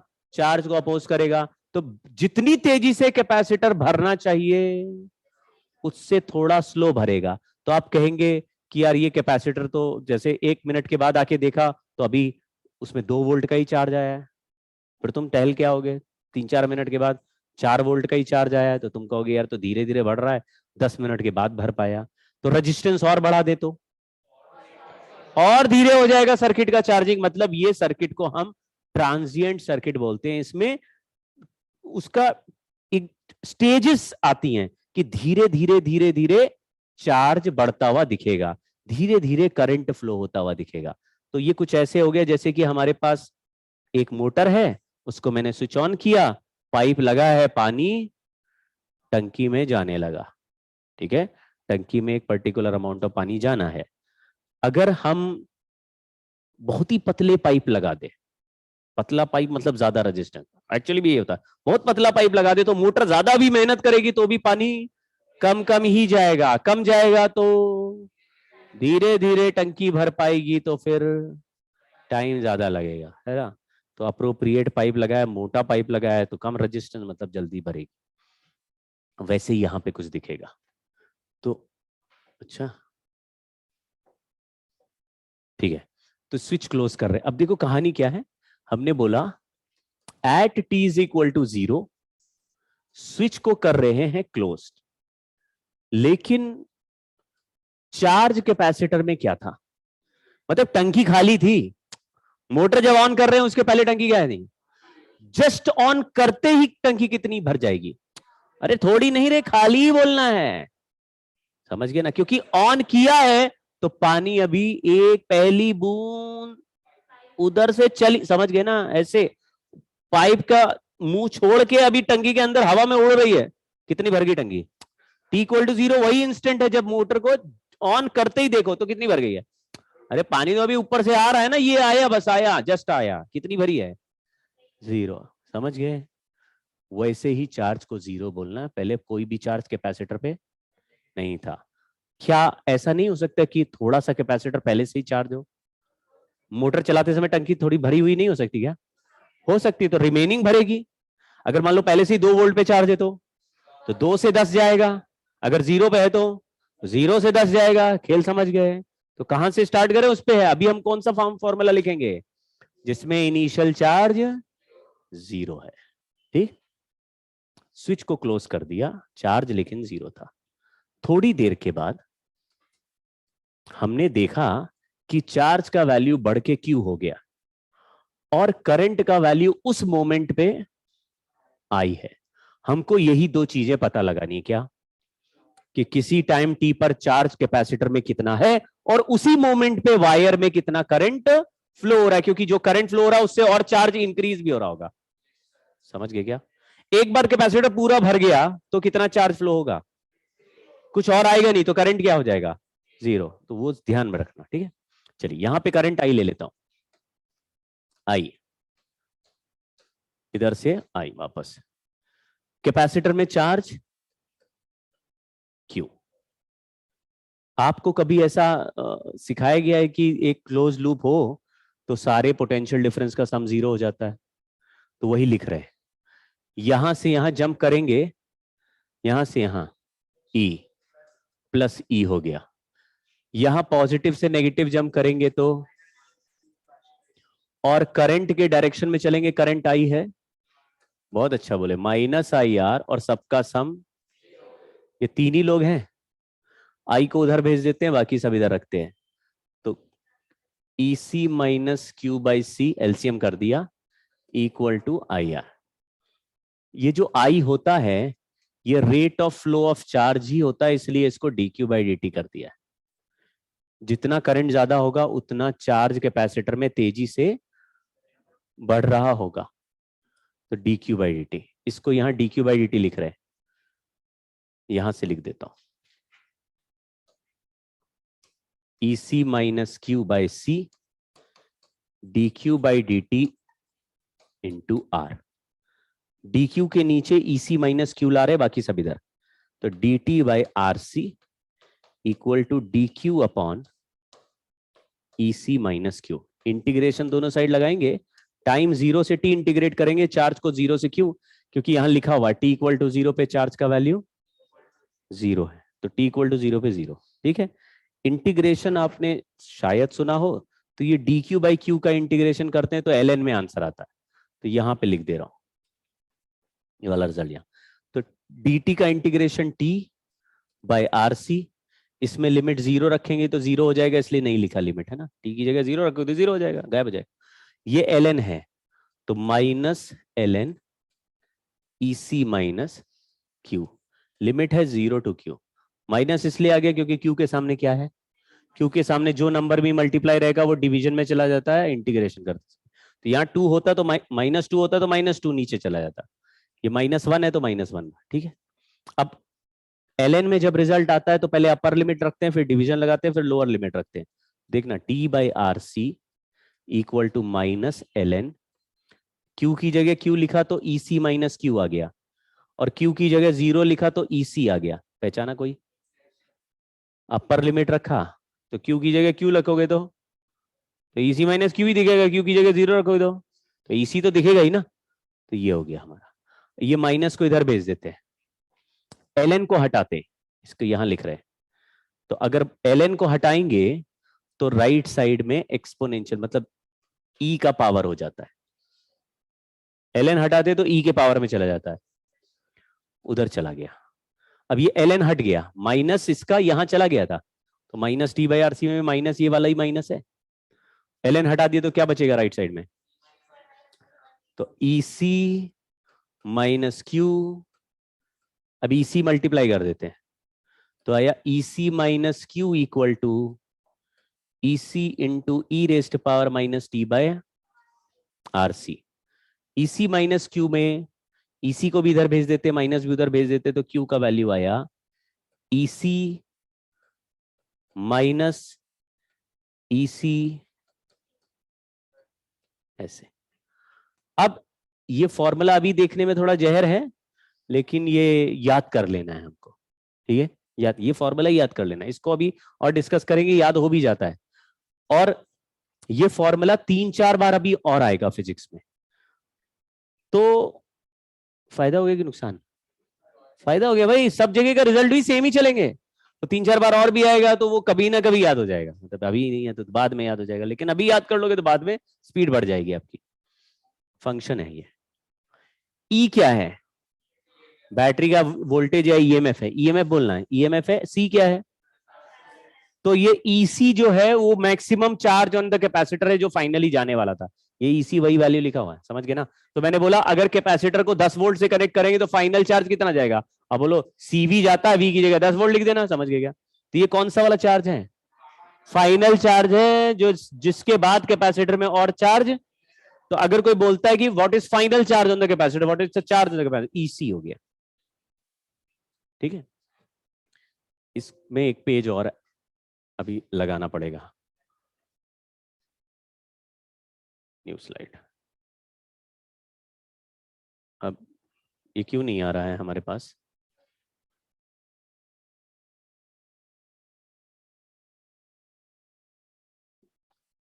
ठीक है, देखो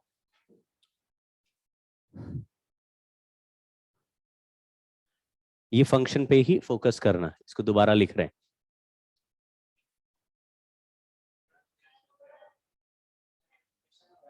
अच्छा अच्छा, हाँ। चार्ज का फंक्शन आया EC 1 minus E raised to power minus T by RC। एक बार यूनिट एंड डायमेंशन बचपन में पढ़ते थे तो मैंने बताया था कि एक्सपोनेंशियल, साइन, कॉस, टैन और ट्रिग्नोमेट्रिक फंक्शंस या लॉगरिथमिक फंक्शन में जो अंदर लिखा रहता है वो सब डायमेंशनलेस होता है। एक रूल बना था, आप लोग थे मेरे क्लास में? थे क्या? तुम नहीं थे? तुम थे तो उसमें लिखाया था, है ना, एक स्लाइड थी उसमें लिखा हुआ था कि एक्सपोनेंशियल, ट्रिग्नोमेट्रिक और लॉग फंक्शन में डायमेंशनलेस नहीं, डायमेंशनलेस होता है मतलब। तो ये जो ई के ऊपर जो पावर लिखा है ये डायमेंशनलेस है। ये टी क्या है? टाइम है, तो आरसी का डायमेंशन भी टाइम का ही होगा, तभी टाइम से टाइम कटेगा, समझ गए क्या? तो आरसी कैसा है? डायमेंशन ऑफ टाइम जैसा टर्म है। तो ऐसा देखने से किसी ने बोला कि आर इंटू सी का जो प्रोडक्ट है वो टाइम जैसा ही आना चाहिए, तो इसका नाम भी लिख दिया टाइम। टाइम कांस्टेंट का सिंबल वो टाउ वाला, टॉर्क वाला लिख दिया। तो यही फंक्शन को अगर किसी जगह पर माइनस टी बाय टाउ लिखा दिखाई दे तो रोना नहीं है, समझ गए? ये टी की जगह क्या है, टाउ की जगह क्या है? आरसी। इसको बोलते क्या है? आपको डायरेक्टली पूछा जा सकता है कि ये सर्किट दिया, इसका टाइम कांस्टेंट बताओ, तो आपको इस सर्किट में आर और सी को मल्टीप्लाई करके आंसर लिख देना, ठीक है। अब इस टाइम कांस्टेंट का देखो फिजिकली लॉजिक क्या है, क्यों टाइम कांस्टेंट लिखते हैं। मैंने एक कैपेसिटर को चार्जिंग के लिए लगा दिया बैटरी से, तो कैपेसिटर कितनी देर में भर जाएगा? हाँ, अब यहां पे देखो कितनी देर में भरता है, कौन सा टाइम होता है। चलो पहले करंट निकाल लेते हैं, करंट को डिफरेंशिएट करना पड़ेगा, चार्ज को तो करंट आ जाएगा। इस फंक्शन को मतलब डिफरेंशिएट करना पड़ेगा, ऊपर वाले को या इसको डिफरेंशिएट करेंगे तो ये जो 1 है इसका डिफरेंशिएशन क्या हो जाएगा? 0 हो जाएगा। मतलब मैं आपको बता रहा हूं कि चार्ज वाले में 1 वाला टर्म दिखता है, लेकिन करंट वाले में 1 वाला टर्म नहीं दिखता, ई वाला ही टर्म दिखता है। अच्छा, करंट वाला फंक्शन बनेगा, जैसे डिफरेंशिएट करना नहीं है, आप लॉजिकली भी लिख सकते हो, वही बता रहा हूं। करंट का जो फंक्शन बनेगा तो आगे का टर्म करंट के ही डायमेंशन फॉर्मूला जैसा दिखेगा, जैसे Q is equal to CV जैसा दिख रहा है कि नहीं? इसमें बाहर अंदर सब डायमेंशन लेस है, तो Q का डायमेंशन किससे बैलेंस हो रहा है? CV से, वही फॉर्मूला होता था।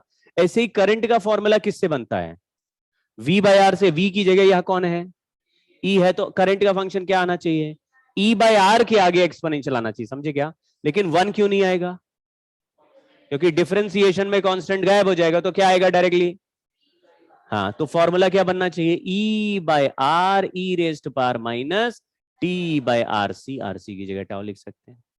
मतलब अगर जरा भी दिमाग लगा रहे हो तो ये रटने नहीं पड़ते, आपको पता रहता बाहर ये लिखना, बाकी ई लिखना है, आगे CV लिखना है, 1 माइनस ई, डिक्रीज इंक्रीज अलग अलग है। चलिए एक फंक्शन इसको देखो और इसको समझना, ग्राफ बना रहे इसका। फंक्शन ईसी है जो फाइनल वैल्यू है, ठीक है। ये चार्ज है, इनिशियल चार्ज कितना था, यानी सर्किट यहां, ग्राफ यहां से स्टार्ट होगा, टाइम के साथ ग्राफ बना रहे, और फाइनल चार्ज कितना हो गया, ये जो बाहर लिखा है ईसी, फाइनल चार्ज ईसी हो गया। इसका मतलब है ये ग्राफ चलना चाहिए, ऊपर बढ़ना चाहिए और बाद में कांस्टेंट हो जाना चाहिए, क्योंकि ईसी के बाद फिर ग्राफ, तो ये ऐसे गया और फिर ऐसे मुड़ गया। ऐसा ग्राफ कभी देखा है किसी ने, किसी और चैप्टर में बोलो, 11th में?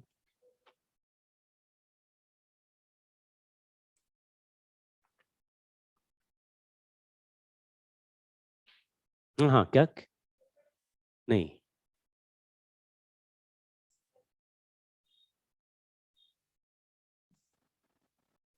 हाँ कोई ना, एक एक चैप्टर करके बोलते जाओ। ऐसा ग्राफ दिखा था जब हम टर्मिनल वेलोसिटी विस्कोसिटी में पढ़ते हैं। विस्कस लिक्विड में अगर कोई डब्बा छोड़ दो तो वो सिंक करते करते बाद में कांस्टेंट वेलोसिटी से गिरता है, उसमें वेलोसिटी ऐसे बढ़ के कांस्टेंट हो जाती है 2/9 rho minus sigma R square G upon eta. ये जो वेलोसिटी है ऐसे बढ़ के फिर कांस्टेंट, टर्मिनल वेलोसिटी बोलते थे इसको।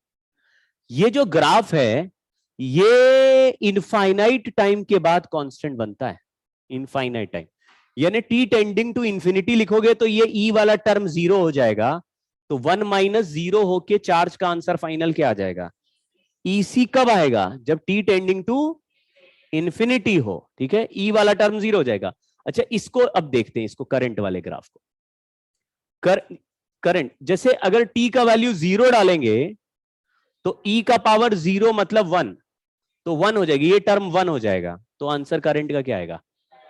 अच्छा इसमें टी का वैल्यू जीरो डालो तो ये टर्म वन हो जाएगा, तो वन माइनस वन, तो ईसी इंटू जीरो मतलब चार्ज जीरो, तो चार्ज इनिशियल जीरो है लेकिन करंट इनिशियल जीरो नहीं, करंट का वैल्यू ई बाय आर से डिक्रीज होके जाएगा जीरो की तरफ। फाइनल करंट क्या हो जा रहा है, जीरो हो जा रहा है, क्योंकि ये टी टेंडिंग टू इंफिनिटी पे जीरो। तो मैं दो टर्म लिख रहा हूं, एक लिख रहा हूं इनिशियल स्टेट, इनिशियल स्टेट बोल रहे हैं टी इक्वल टू जीरो वाली। इनिशियल स्टेट में करंट का वैल्यू है ई बाय आर और चार्ज का वैल्यू है, ठीक है, सर्किट देख लो, कैपेसिटर है, रजिस्टर है और ये बैटरी है, और कैपेसिटर पूरा खाली है और ये स्विच लगा हुआ है। स्विच क्लोज करने के इमीडिएटली बाद देखोगे तो कैपेसिटर में कुछ है नहीं, कैपेसिटर खाली है, तो कैपेसिटर के अक्रॉस कोई पोटेंशियल डिफरेंस भी, तो बैटरी का वोल्टेज इसको और इसको मिलना था, बैटरी मान लो 10 वोल्ट की है, इसको थोड़ा मिलना था, इसको थोड़ा मिलना था, लेकिन इसको अभी कुछ भी नहीं मिल रहा, तो सारा 10 वोल्ट किसको मिल रहा है। अगर रजिस्टर को ई पूरा ई वोल्ट मिलेगा तो इस रजिस्टर में कितना करंट दिखाई देगा, ई बाय आर, तो इनिशियल करंट कितना दिख रहा है। अभी कैपेसिटर का कोई भी इसमें इंटरफेरेंस क्यों नहीं दिख रहा, कोई कैपेसिटर कुछ भी डिसरप्ट नहीं कर रहा, क्यों, क्योंकि खाली है कैपेसिटर, अभी कैपेसिटर का कोई वोल्टेज बना ही नहीं। मान लो ये 10 वोल्ट का बैटरी, कैपेसिटर 1 वोल्ट पे आ गया, तो 10 में से 1 वोल्ट इसको मिल गया, इसको कितना मिलेगा, तो इसका करंट पहले 10 बाय आर से कम होकर 9 बाय आर हो जाएगा, समझ गए, जैसे जैसे कैपेसिटर भरेगा वैसे वैसे रेजिस्टेंस में करंट घटता जाएगा, जैसे जैसे चार्ज बढ़ता जाएगा, तो इसका वोल्टेज किससे बैलेंस होने लगेगा, कैपेसिटर से। तो बताओ कैपेसिटर एक बार पूरा 10 वोल्ट पे चार्ज हो गया तो 10 वोल्ट ये लगाया, 10 वोल्ट पे चार्ज हो गया, तो इस करंट के लिए वोल्टेज क्या मिलेगा, जीरो वोल्टेज है, तो करंट कितना फ्लो करेगा, जीरो, जीरो हो जाएगा फाइनल। ठीक है, तो टी इक्वल टू जीरो पे देखना क्या हो रहा है, कंक्लूजन ये है कि यहां से ई बाय आर करंट निकल रहा है और इसमें ई बाय आर जा रहा है, लेकिन चार्ज का वैल्यू जीरो है, तो खाली कैपेसिटर एकदम प्योर कंडक्टर की तरह बिहेव कर रहा है, ऐसा लग रहा है कैपेसिटर है ही नहीं। देखो जरा, कैपेसिटर खाली है तो क्या लग रहा है आपको कि कुछ है ही नहीं, ये कैसा वायर है, प्लेन वायर है और केवल बैटरी और रेजिस्टेंस, समझ गए क्या। तो टी इक्वल टू जीरो जिसको हम क्या बोलते हैं, उसमें कैपेसिटर एक्ट्स एज कंडक्टर, समझ गए ना, ऐसा लगेगा जैसे रेजिस्टेंस ही नहीं है, कुछ नहीं है इसके पास। दूसरा इवेंट देखो, दूसरा बड़ा इंपॉर्टेंट है, उसको बोलते हैं स्टेडी स्टेट। स्टेडी स्टेट का मतलब है फाइनल स्टेट। फाइनल स्टेट का मतलब टी बहुत देर के बाद स्टेडी स्टेट आ जाएगा। स्टेडी स्टेट इसको बोल रहे हैं जितना कैपेसिटर चार्ज होना चाहिए उतना हो चुका है। तो चार्ज कैपेसिटर में और करंट सर्किट में जीरो का है। सारा बैटरी का वोल्टेज इस कैपेसिटर को मिल गया, तो रेजिस्टेंस के अक्रॉस कितना वोल्टेज बचा, जीरो। तो करंट कितना बनेगा, जीरो, करंट जीरो। तो आपको क्या बोलना है कि अब कैपेसिटर किसकी तरह काम कर रहा है।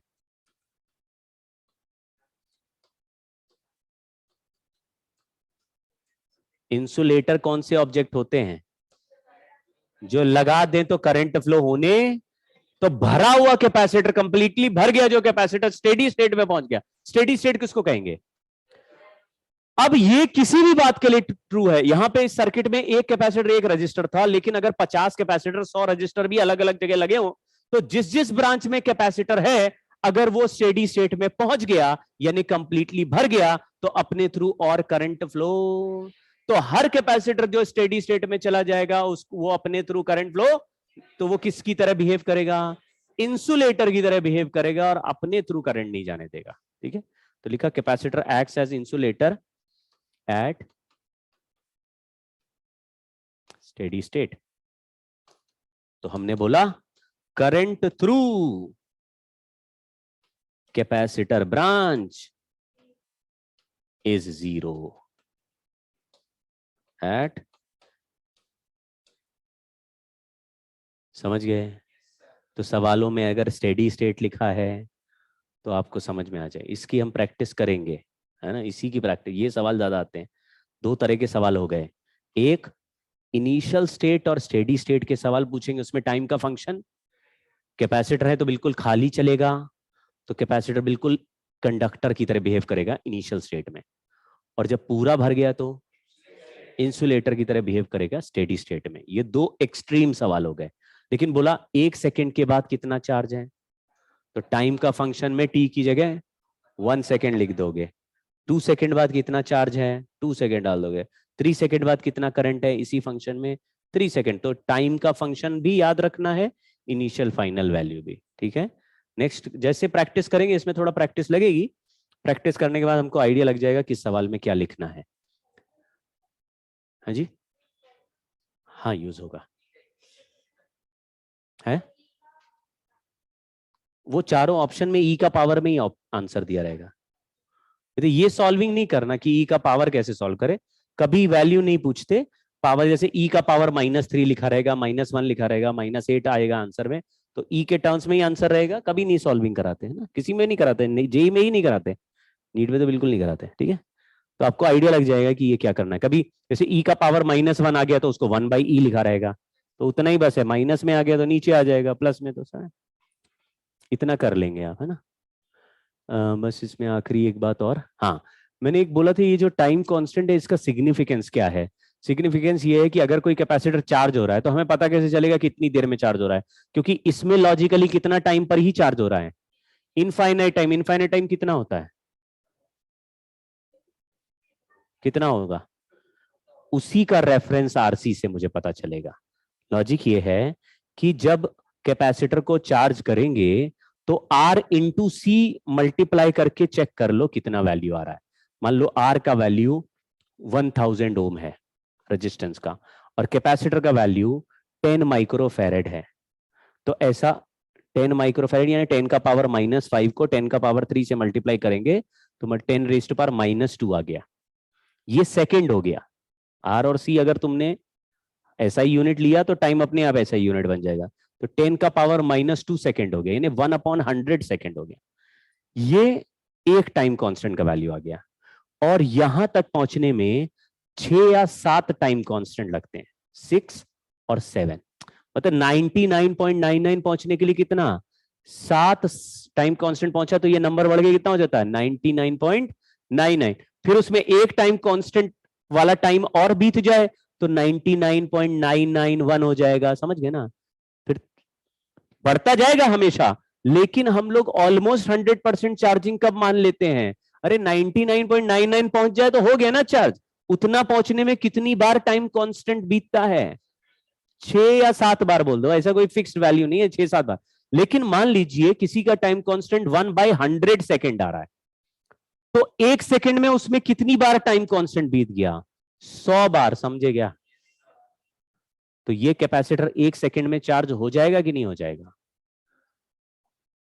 फिर से सुनो, अगर मान लो R इंटू सी का वैल्यू 1 आ गया 1 सेकेंड, मतलब इस कैपेसिटर को भरने में 7-8 सेकेंड लगेंगे, क्योंकि 1-1 सेकेंड के कितने साइकिल बीतने चाहिए? 6 या 7 बार बीतने चाहिए, तो कम से कम 7 सेकेंड बोलो। वो भी फिक्स नहीं है 99.9। लेकिन अगर कोई कहता है क्या ये कैपेसिटर 10 मिनट में भर जाएगा? क्यों? अबे 7 से ऊपर चले गए तभी पूरा 99.99 भर गया, तो 10 मिनट में तो 600 साइकिल हो गए, समझ गए क्या? समझे क्या? 6-7 में ही भरे जा रहा है, तो 600 साइकिल में भरेगा कि नहीं भरेगा? भर जाएगा। तो कितने मिनट में हम भरा हुआ माने, कितने मिनट में नहीं, उसका रेफरेंस कहां से मिलेगा? अगर R इंटू सी का वैल्यू 1 आवर आ गया तो 10 मिनट में भरेगा? अगर R इंटू सी का वैल्यू 1 आवर आ गया, 1 आवर, तो वो कैपेसिटर फुल कितने में भरेगा? 6-7 घंटे में। आप समझो ना, आरसी का जो वैल्यू आएगा उसको 6-7 से मल्टीप्लाई करो। नहीं समझे? फिर से, अच्छा आर में आवर हाफ एन आवर, चलो R इंटू सी, अच्छा ये कंफ्यूजन ऑफ कम्युनिकेशन गैप हो गया। तो R इंटू सी का वैल्यू हाफ एन आवर है, तो 3-4 घंटे में 99% से ऊपर पहुंच जाएगा, समझ गए क्या? किसी ने बोला कि 10 मिनट में भरेगा कि नहीं? नहीं भरेगा। क्यों नहीं भरेगा? अबे 3-4 घंटे में जो भरना 10 मिनट में क्यों भरेगा, समझ गए क्या? तो रेफरेंस पकड़ में आता है कि भाई ये कैपेसिटर कितनी देर में कंप्लीटली या 99% से ज्यादा भरने के लिए 7-6-7 टाइम कांस्टेंट इंटू 6 और 7 मल्टीपल करनेंगे तो 99% क्रॉस करता है। आइडिया लगा क्या? बट इसके बारे में बात करेंगे नेक्स्ट टाइम, है रेफरेंस। नहीं, मान लो एक कैपेसिटर चार्जिंग के लिए लगाया, तो तुम्हें कैसे पता चलेगा कितनी देर भरा है तो ये कंप्लीटली भरा दिखेगा? नहीं, ये तो वो लॉजिकल बात हो गई, मतलब ये प्रैक्टिकल बात हो गई। इसका सवालों से क्या लेना देना दो। भाई बच्चों, जो केक खाना चाहता है वो आ जाए।